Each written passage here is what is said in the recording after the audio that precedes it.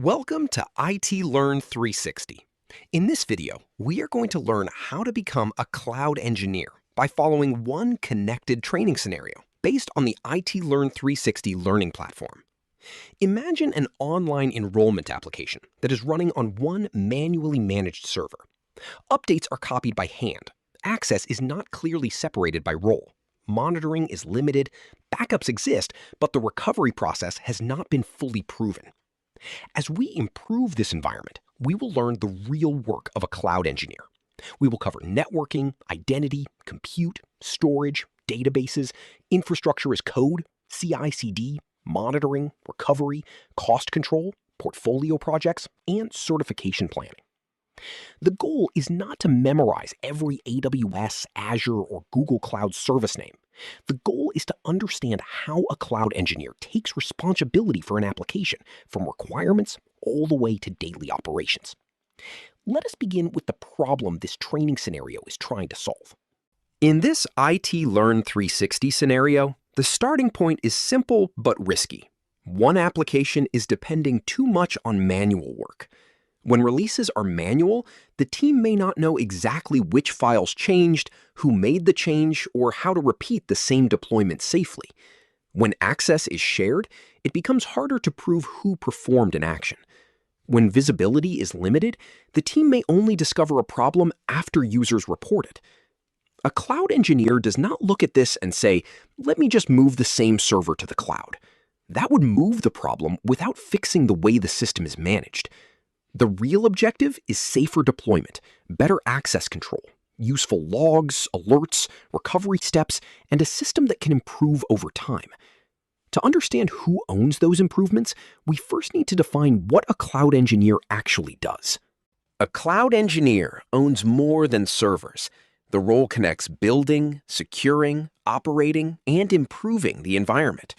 On the build side, the engineer works with compute, storage, databases, and networking. On the security side, the engineer designs identity access, secrets handling, and network controls. On the operations side, the engineer helps with monitoring, incidents, and recovery. On the optimization side, the engineer improves automation, reliability, and cost control. In real work, these areas are connected. A compute decision affects monitoring. A network design affects security. A database choice affects recovery. A cost decision may affect reliability. That is why cloud engineering is not just clicking around a console. It is making connected decisions for a working system. Those decisions follow a repeating work loop, which is where we go next. Cloud engineering has a rhythm. First, understand the requirement. Then design the environment. Then provision the resources. After that, secure the system, release the application, observe what happens, and improve it based on evidence. For the IT Learn 360 application, a new feature may require more than a code change. It may need a database update, a permission change, a pipeline update, a monitoring alert, and a recovery note. This is why a cloud engineer does not stop when the application is deployed. Deployment is only one part of the job. The environment must be observed, protected, maintained, and explained as the application changes.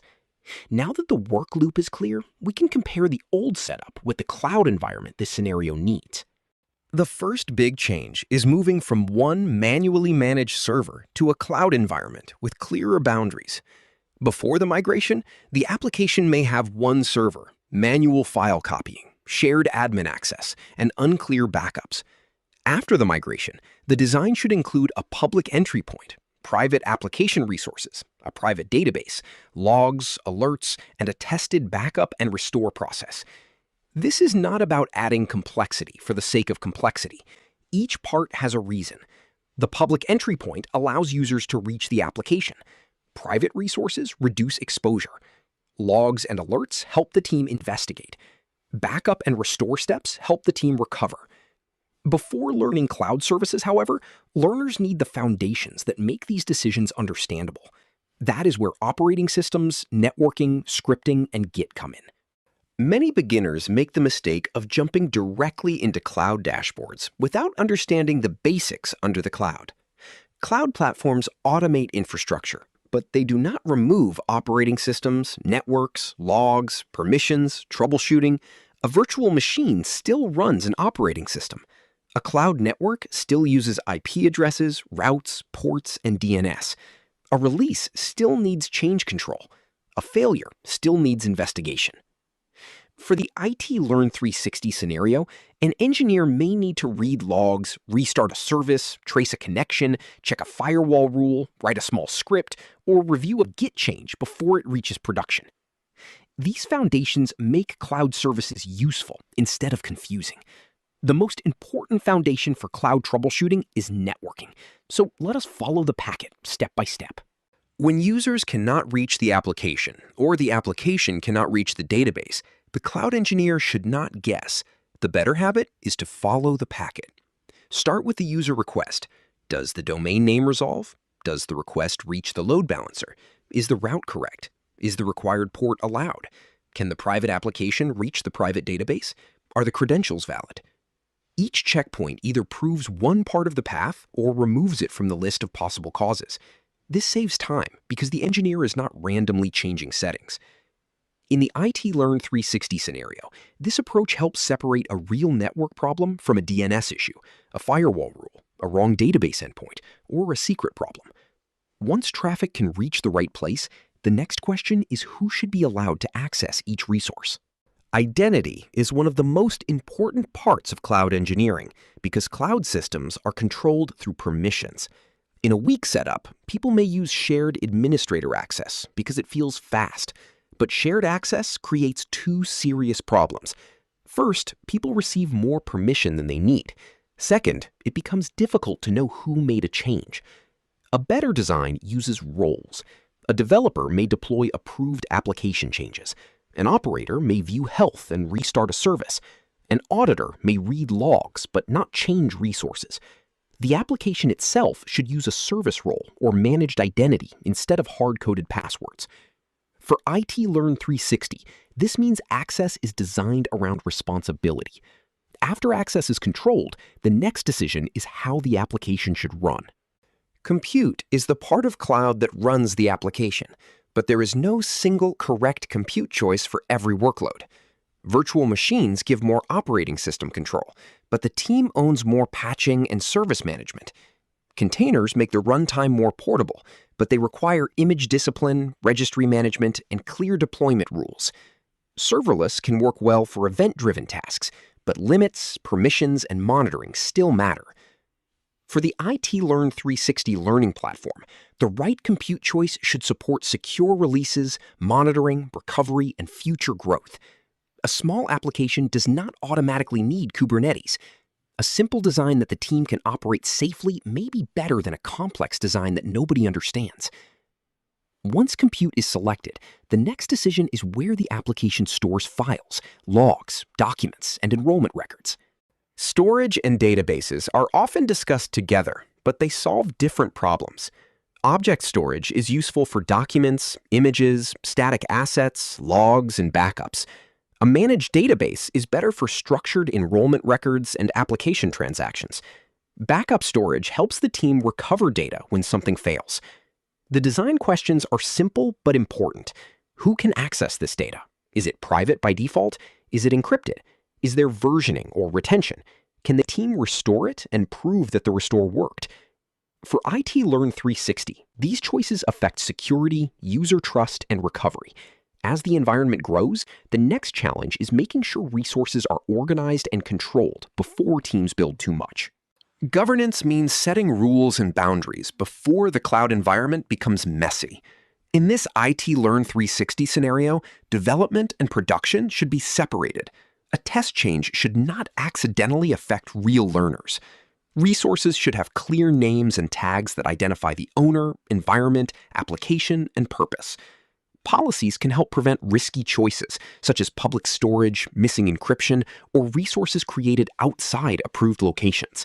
Budgets and alerts help the team notice unexpected cost changes. Central logs give the team evidence for troubleshooting and audits. Governance may sound like paperwork, but in cloud engineering, it prevents confusion.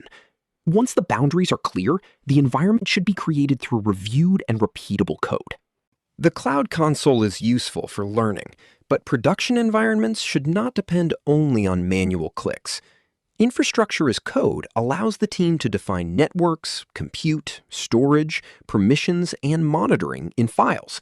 Those files can be stored in Git, reviewed through pull requests, and applied in a controlled way.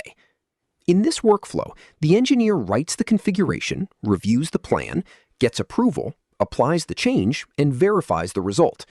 The team must also protect state files and keep sensitive values out of the repository. For a learner, this is a powerful portfolio skill because it proves that you can create cloud environments in a repeatable way. After the infrastructure is repeatable, the application release process also needs a safe path. In the old setup, application updates may happen by copying files to a server. That is risky because it is easy to skip steps, forget what changed, or miss testing. A CI/CD pipeline creates a safer release path.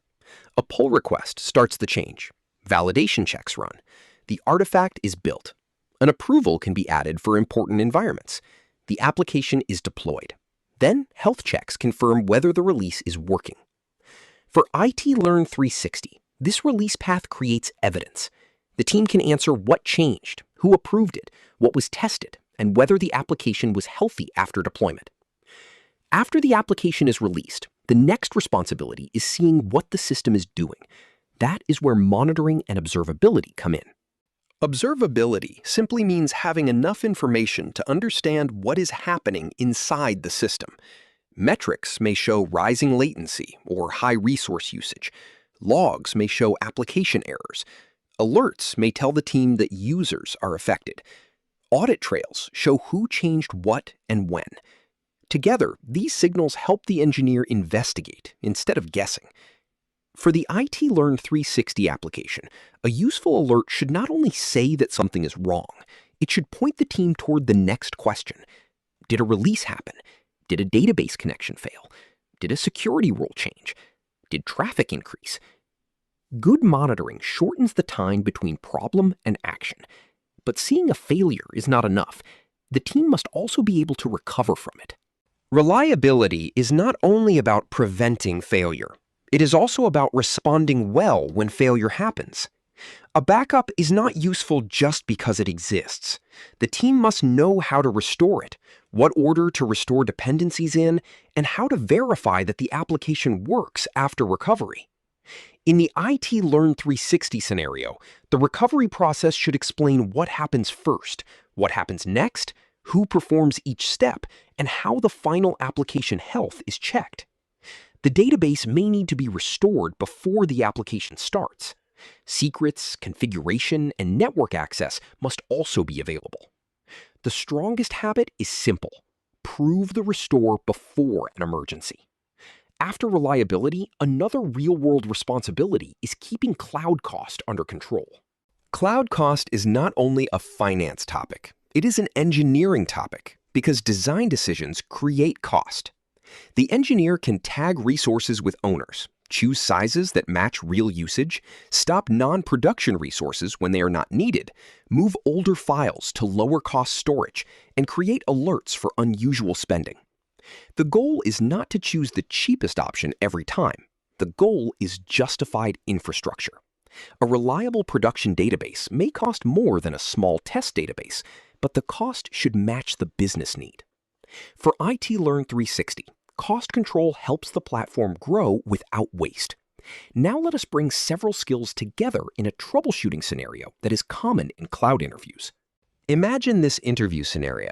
Users can open the IT Learn 360 enrollment page, but they cannot submit the form because the application cannot connect to the database. A weak answer jumps directly to one random service. A stronger answer follows evidence. First, check when the problem started and whether there was a recent deployment. Then verify DNS, routes, security rules, the allowed port, application secrets, database health, and recent audit events. This type of answer shows that you understand how systems connect. You are not just naming services. You are investigating the path from user action to application behavior to database access. This troubleshooting mindset should also appear in your portfolio. The next slide explains which projects can show real cloud ownership. A good cloud portfolio should not be a random collection of screenshots. It should show that you can design, build, secure, monitor, recover, and explain a working environment. One project can focus on secure content delivery with private storage, HTTPS, logs, and versioning. Another project can deploy a resilient enrollment-style application with a private application layer, managed database, alerts, and recovery steps. A third project can show an automated environment using infrastructure as code and a controlled deployment workflow. The most important part is the explanation. Why did you design it this way? What risks did you reduce? How did you test it? How would you recover it? Once the portfolio proves practical work, certifications can be used to organize learning and close knowledge gaps. Certifications can be useful, but they should support the hands-on path instead of replacing it. A good approach is to choose one target cloud platform, build labs around that platform, and map exam topics to real tasks. If the exam covers networking, build and troubleshoot a network. If it covers identity, create roles and test allowed and denied actions. If it covers monitoring, create alerts and investigate events. Do not collect certificates without projects. A certificate may help you get noticed, but your lab stories help you explain how you think. For learners targeting AWS, Azure, or Google Cloud, the platform choice should match the jobs and companies they are aiming for. With the learning path clear, we can close with the main mindset: build like an operator. The full cloud engineer roadmap comes down to 5 actions: understand, build, secure, operate, and explain. Understand the business need and the application flow. Build the environment in a repeatable way. Secure identities, networks, secrets, and data. Operate the system with monitoring, recovery, cost awareness, and improvement. Then explain your decisions clearly in documentation, interviews, and portfolio reviews. For IT Learn 360, the goal of this scenario is not simply to move an application to the cloud. The goal is to show how a cloud engineer thinks when an application must be deployed safely, monitored properly, restored when needed, and improved over time. Thank you for watching this IT Learn 360 guide on becoming a cloud engineer. Start with one small cloud project, make it clean, document your decisions, and build your skills step by step.